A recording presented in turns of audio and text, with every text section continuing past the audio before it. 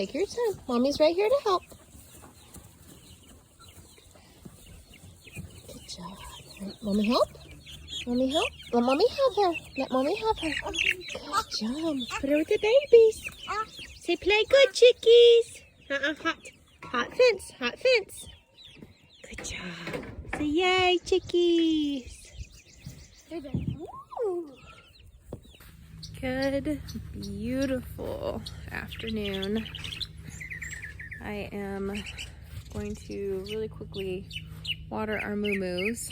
They're up here at the top, and I haven't moved their big watering tub up here. So I'm having to come out and check their water, which is kind of inconvenient, but honestly, it lets me come outside. So Tim has got the kids headed to lessons, and I'm gonna do a couple of odds and ends, and I thought I'd bring you with me.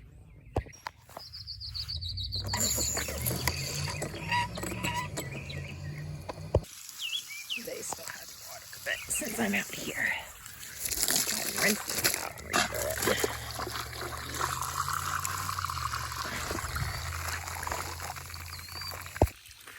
So our grass, oh no! My water hose has a hole in it. So a few years ago when we first needed water hoses, we were not quite as well off as far as we were still getting things, like still ordering tubs and getting hoses and things, and so I found some relatively inexpensive hoses at a store that shall remain unnamed. And turns out they just were not that high quality. So, easy girl. I know, it's just water. There's nothing special in there. Oh, you want the one that's moving? We already have flies coming in. Bleh. But anyway, that's one of those inexpensive ones. There might be a reason why it was inexpensive.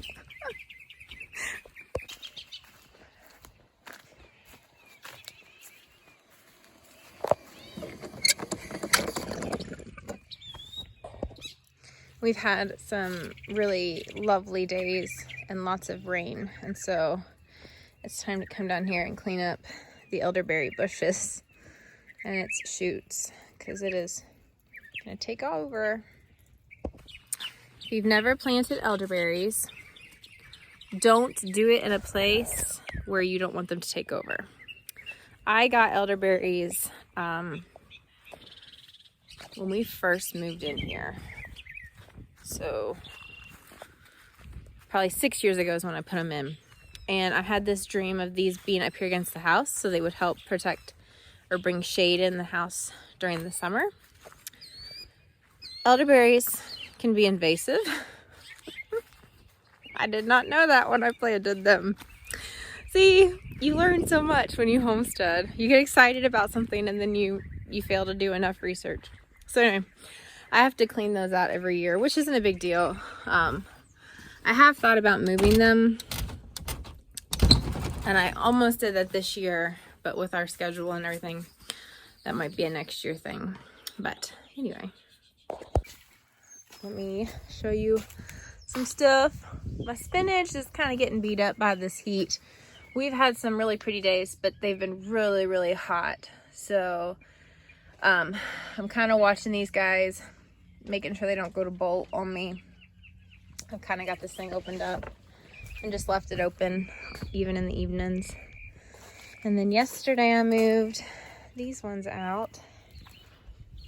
So they're doing good. I have one transplant that doesn't look like she's going to be very friendly to us, so I'll replace her.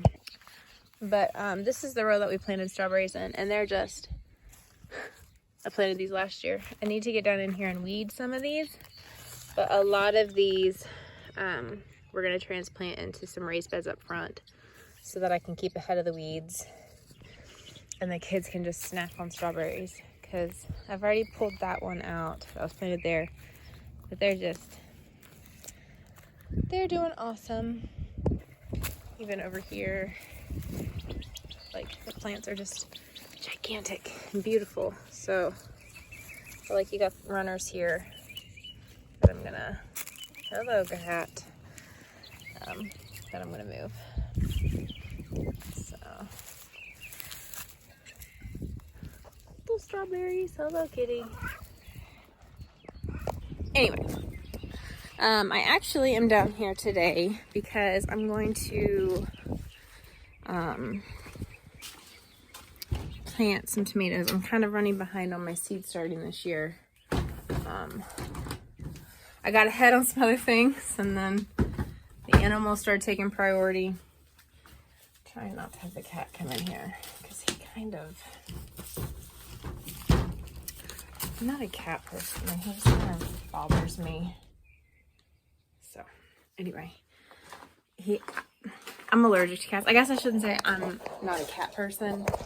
I am very sensitive to cats, and I will hive up. And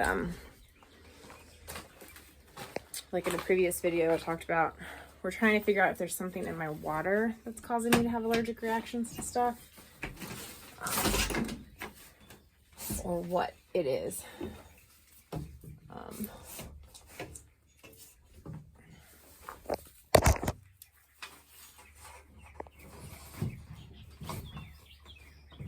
But with me falling behind on my seed planting, I have seen people plant like large quantities of tomatoes in like a pot and then separate them after they germinate. And just so I can get, today's like the 18th, I think, the 16th, 18th, something. So I can get my tomatoes germinating. I'm going to go ahead and do that. I'm going to massive plant these and then split them out after they've germinated and settled for a while, just so I can get something started. I think the cat is passing a hairball. That's gross.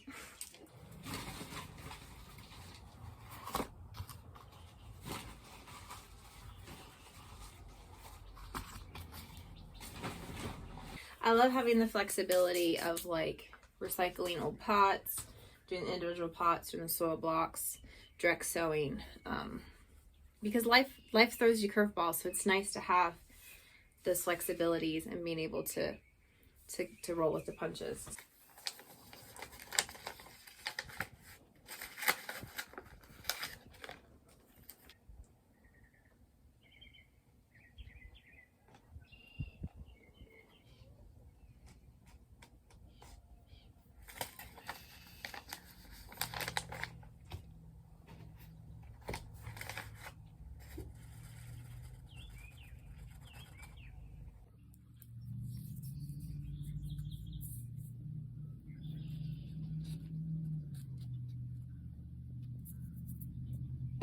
All right, so I've got all of those planted up. And like I said, that's obviously substantially faster than if I had soil blocked it, but that's okay. I'll separate out those once they germinate. I'm gonna put them in these trays so that I can bottom water them, because we are nowhere near, I mean, I think our last frost date's May 5th, don't quote me on that. And so we're several weeks out from our last frost date.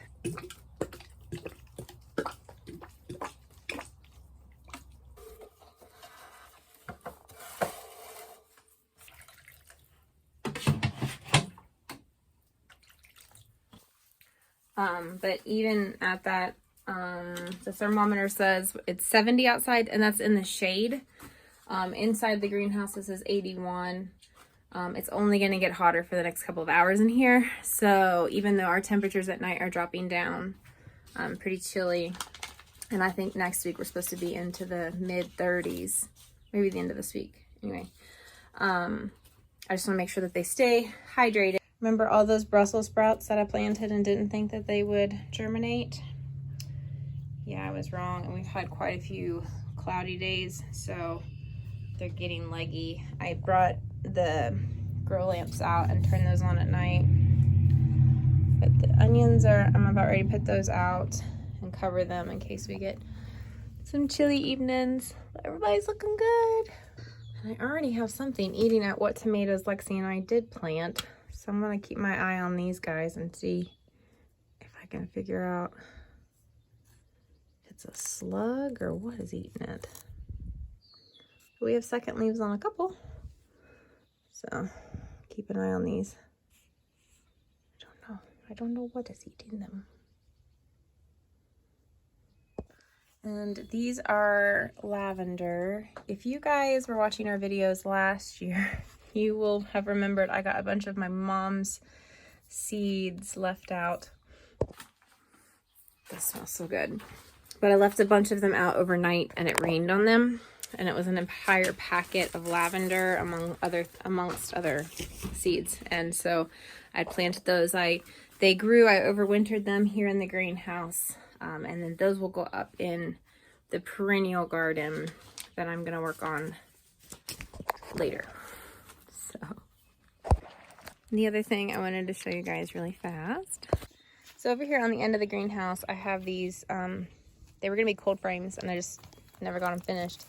But I had planted some lettuce in them last year, let the lettuce go to seed, and it has reseeded for a bunch of beautiful microgreens. Or not microgreens, but baby greens. And so I've been enjoying salads with those, along with some onion tops out of the greenhouse, hard-boiled eggs, some of our own bacon, and then soon it won't be store-bought strawberries, but our strawberries. So I'm very excited about that. But yeah, the weeds are starting to grow. We're gonna get weed fabric down in the garden soon. And then be putting stuff in the ground before we know it.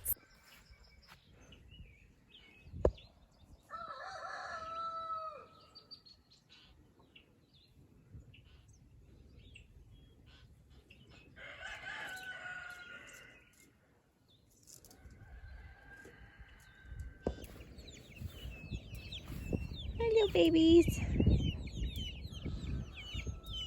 How are you guys?